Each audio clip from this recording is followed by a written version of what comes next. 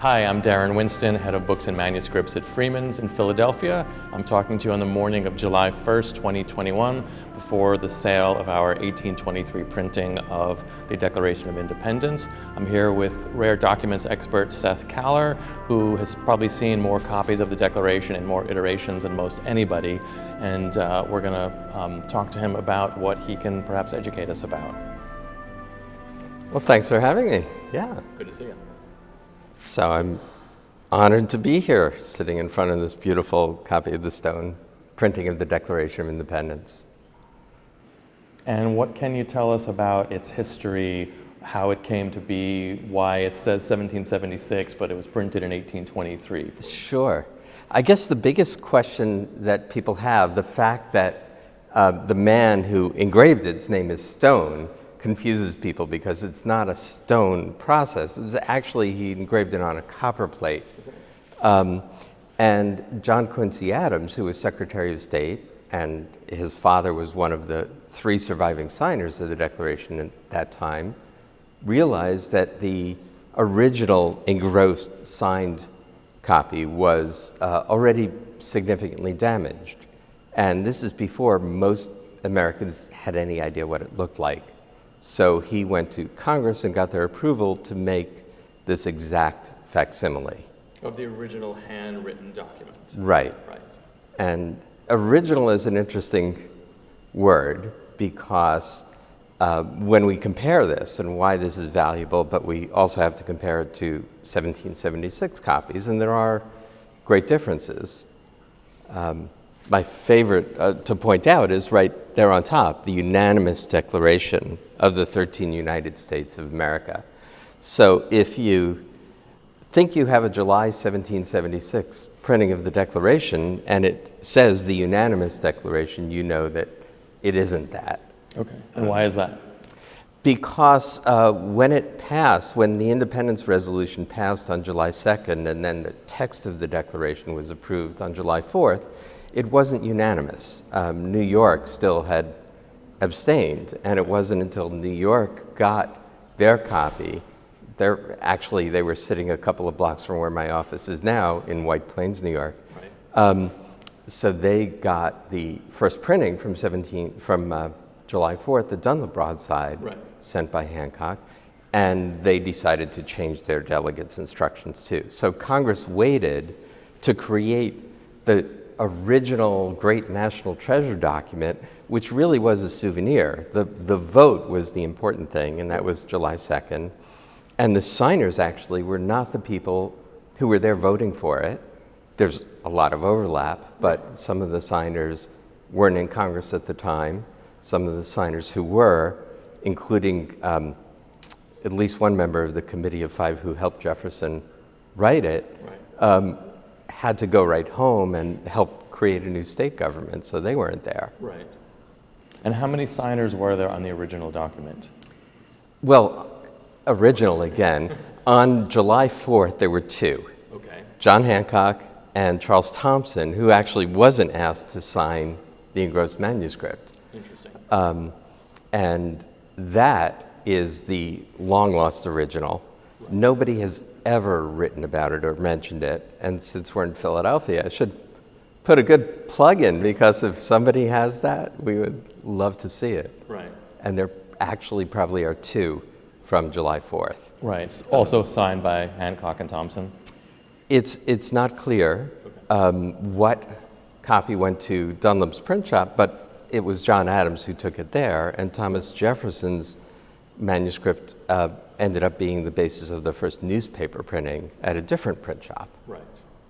And the signers, are there 56, is that correct? Yes. When did their signatures go on to any document together first? When was that? So most of the signatures the John Hancocks were put on on August 2nd for most of them. There were a couple of stragglers, and then Thomas McKean actually did not sign, we think, until 1781. And how he convinced himself that he was entitled to sign at that point is really a wonder. But even the names of the signers weren't known in 1776. And was that deliberate? Was that Did the signers themselves not want their names known, or did the government not want those names out there? Why would they have had that anonymity? I don't think there was any discussion about it. The vote, again, was what was important, and also to make it sound unanimous, the vote wasn't close to being unanimous of the delegates. Right. So they made it unanimous by state, and then they had some time to convince people that they would sign it because it passed unanimously. Right. So I think that's one reason why. Right.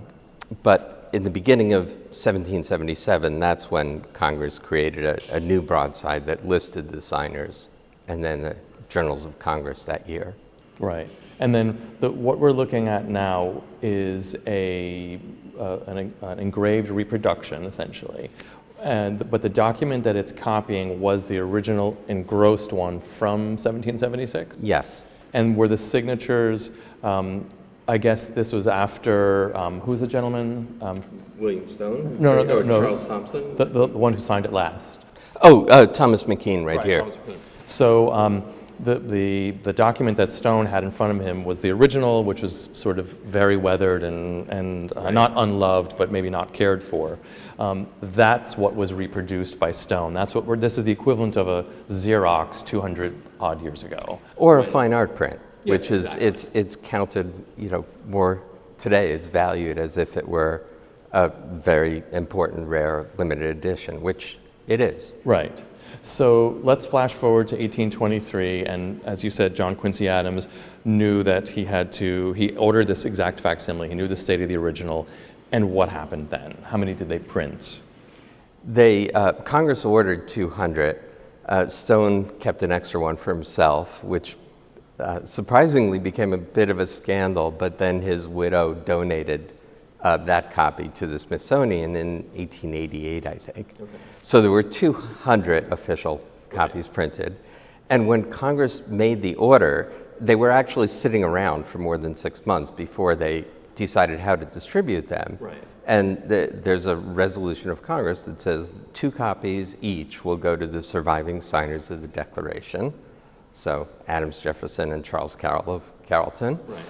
And 2 copies to the president, the vice president, the ex-presidents, and then various numbers to the departments of the executive, and there weren't many departments back then, Right. and to the Senate and the House. And there are a couple of copies that have a tradition of being related to other signers, but they actually were deceased signers, so their families were probably asked for it and got it from the state allocation, or the colleges were also given copies. And out of the 200, and this is sort of my final question, how many survive, and how extraordinary is it that any of them have survived? Well, 48. When I saw my first one, I think in 1991, there were 31 known. Dr. William Coleman had done a census and contacted hundreds of institutions. Between now and then, there have been some new ones found, discovered. The internet helps because now we can tell what institutions have without writing to them necessarily. So we actually had a number that was a little higher, and then realized that 2 that we finally saw pictures of were not real first edition stones. So they came off, and then there were some duplicates. We've been tracking this, for 100 years of market records and things, and so we've seen that copies that came on the market have come back on again, and we've lowered that. So there are 27 of the 48 are already in museums and libraries, and between 7 and 10 of the rest are promised to museums and libraries.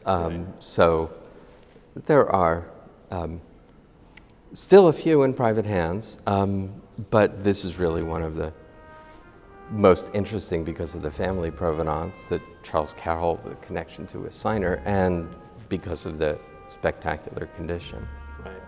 Well, we're looking forward to it doing well in a couple of hours' time. We'll be on the block in about 90 minutes. Thank you, Seth Kaller, for your work and the chat, and let's see what happens at 12 o'clock. Yeah, thanks for having me.